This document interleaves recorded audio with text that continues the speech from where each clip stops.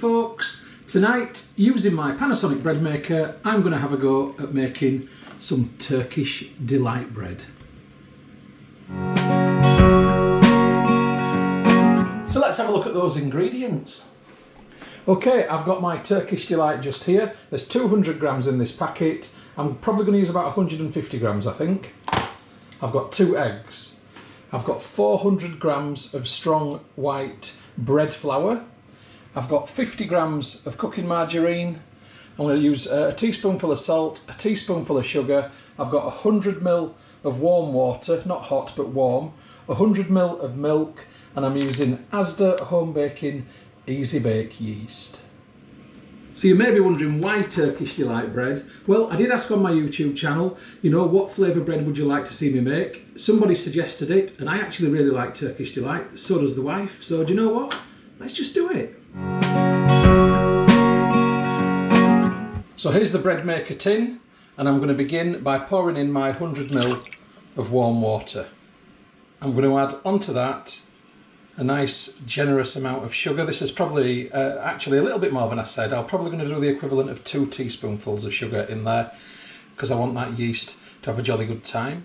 I'm going to add one extra ingredient which I haven't mentioned, and that's just a tiny bit of tomato paste. It won't come through in the colour or the flavour, but it will provide a little bit of nutrient for the yeast. So I'm literally just going to do a few blobs like that. That will do. So I'm going to sprinkle my bread maker's yeast in there. I'm not measuring, but I reckon there's probably the equivalent of about a teaspoon gone in there. And I'm just going to give it a little stir around so they all get to meet each other and have a jolly good time. And I'm hoping that this will cause the yeast to activate quickly. Okay, and what I'm going to do now is leave this on here while I deal with that Turkish Delight. So as ever, I must quality control the product. Oh, that's lovely. It's just sweet, not overly flavoured at all. It's just really nice and naughty. Incidentally, I managed to buy this Turkish Delight from a Turkish supermarket in Stevenage in Hertfordshire, in the Old Town on the High Street. And if you know that shop, it's brilliant for bits and bobs like this. So there's 153 grams, that'll do nicely. So with each of my pieces of Turkish Delight, I'm simply going to snip it into quarters to break it down in size, because they're just too big as they are, and I don't know if they would actually dissolve properly. So we need them to heat up and dissolve. In fact, I might cut them smaller than quarters even. I just want little pieces. Okay, so there's my Turkish Delight pieces in nice small chunks. Okay, so just looking at the yeasty water with the tomato paste and sugar in, there's definitely something happening around the edges, Krausen related. That means the yeast is activating nice and quickly. I'm now going to start to add a little bit of flour on top of the yeasty water. Not all of it, about a third of it. And then I'm going to add some Turkish Delight pieces into the flour. I'm trying to keep the Turkish Delight pieces from hitting the water because I don't know if there's preservative in them, and that might impede the yeast. And I didn't check, I should have checked actually. So I'll add a bit more flour. And then some more Turkish Delight pieces on top of the flour. And then the rest of the flour. So this is what I've currently got. I'm just going to make a little well in this with my hand. You can feel a bit of Turkish Delight in there, that's fine.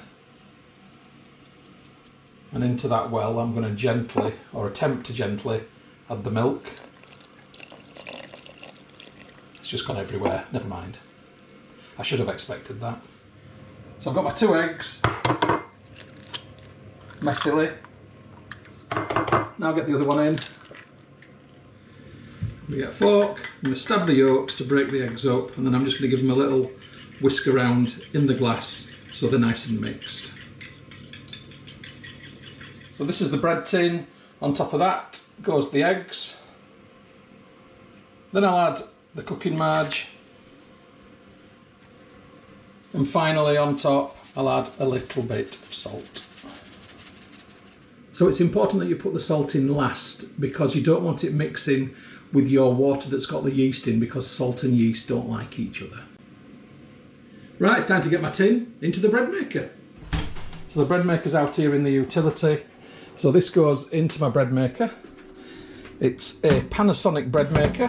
It's a model SD2500. That just sits in there nicely. It just locks into place really easily. It's very difficult not to get it in there right.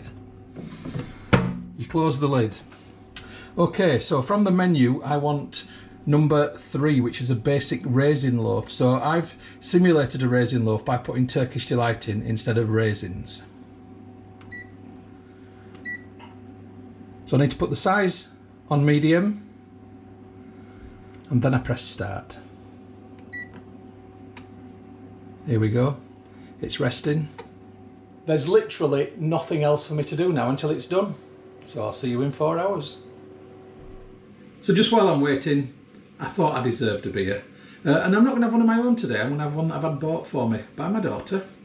This is an original Forest Fruits Ice Cream Imperial Stout. And it's from Buxton Brewery in Derbyshire, England. It's 10%. Look at that. This is the kind of beer that I aspire to brew. Trust me, this is like going to be some quality stuff. I've never had anything bad from Buxton Brewery.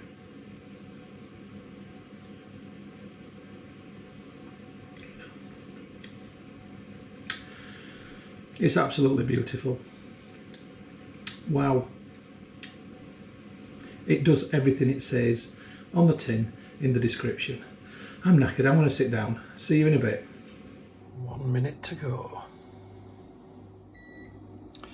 Here we go.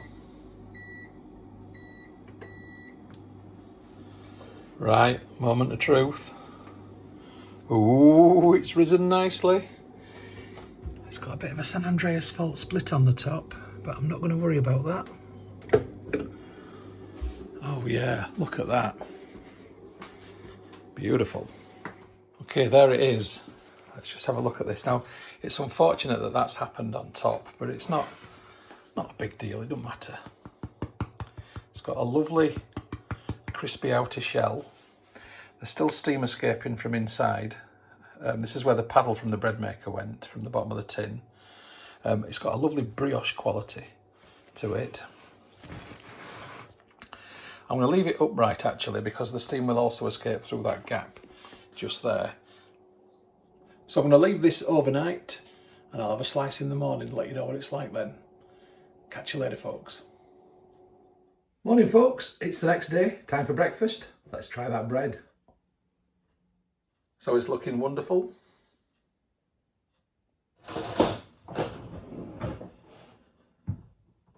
So let's give it a whirl. It cuts really, really nicely. No resistance at all.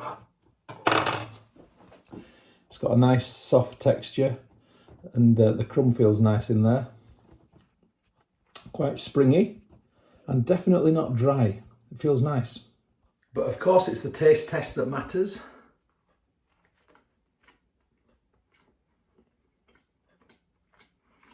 Oh, it's delicious.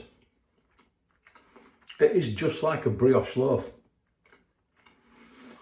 The Turkish Delight has given it some sweetness, and I can actually see just there, I don't know if you can see that, there is a tiny sort of like bit of marbling effect. But a bit of it hasn't broken down. There's another little bit just here.